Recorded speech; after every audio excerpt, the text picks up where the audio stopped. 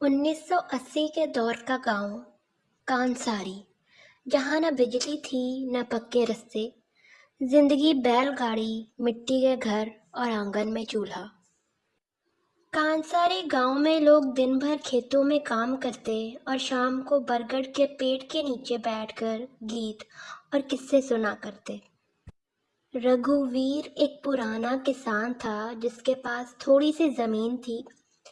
उसकी पत्नी मीरा हर दिन छोटू को खाना देती थी, क्योंकि छोटू के माँ बाप एक बाढ़ में मर गए थे। रघुवीर ने कभी उसे पराया नहीं समझा।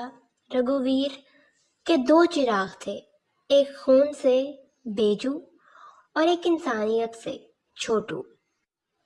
बेजू को लगता था कि छोटू सिर्फ उनके घर का बोझ है, बिना काम के एक और पेट। मुझे अपना खुद का हिस्सा चाहिए बाबा। पर रघुवीर के लिए छोटू भी उतना ही अपना था। उससे बेजू की ये बातें हरगिज पसंद न आती थीं और वो उससे कहता, पेट से ज्यादा प्यार से कोई बेटा होता है और इंसान वही है जो दूसरों का भी बोझ उठाए। एक दिन गांव में खबर आई, सरकार एक तालाब बनाने जा रही है जिसका पैसा सबको मिलेगा, हर किसान को मुआवजा मिलेगा। सरपंच देवनाथ ने सबको एक फॉर्म दिया, जो साइन करेगा उसे पैसा मिलेगा, तालाब बनेगा, सबका भला होगा। एक दिन गांव में खबर आई, सरकार एक तालाब बनाने जा रही है जिसका पैसा सबको मिलेगा, हर किसान को मुआवजा मिलेगा। सरपंच देवनाथ ने सबको एक फॉर्म दिया, जो साइन करेगा उसे पैसा मिलेगा, तालाब बनेगा तो सबका भला होगा। पर तालाब बनाने के लिए जमीन चाहिए थी, रघुवीर की भी। बेजू ने बोला, साइन कर दो बाबा, नए जमाने में पैसा ही सब कुछ है। रघुवीर ने मना कर दिया, ये जमीन मेरी माँ जैसी है, तालाब बनेगा तो सब कुछ डूब जाएगा। नदियां कभी खाली नहीं होती, पर इंसान अपने फैसलों से खाली हो जाता है।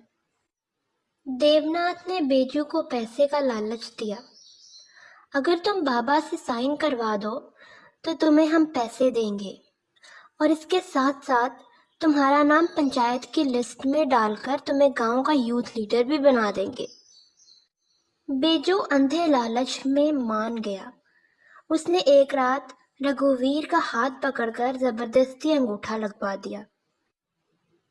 2 हफ्ते बाद बुलडोजर आया, गांव के 4 खेतों के साथ रघुवीर का घर भी गिर गया। मीरा जो चूल्हे के पास बैठी थी, गिरती दीवार के नीचे आ गई। गांव में जैसे आंधी सी मच गई। मीरा के मरने के बाद रघुवीर चुप सा हो गया। उसने ना रोका ना कुछ कहा।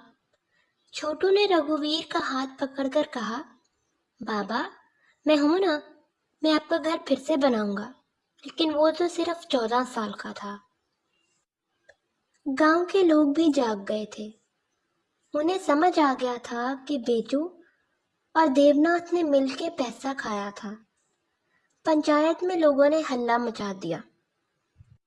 बेजू ने जब देखा तो उसकी आंखों में पहली बार आंसू आया, पश्चाताप का।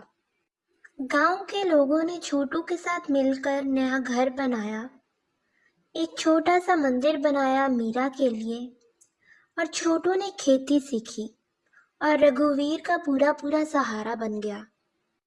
बेजू ने पब्लिक सभा में सबके सामने माफी मांगी और बोला, मैं बेटा होने के लायक नहीं था, लेकिन मैं इंसान बनने की पूरी कोशिश करूंगा।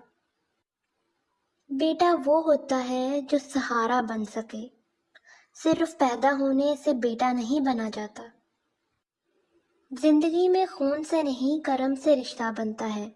जो इंसान समय पर अपना स्वार्थ त्याग करता है वही सच्चा इंसान है।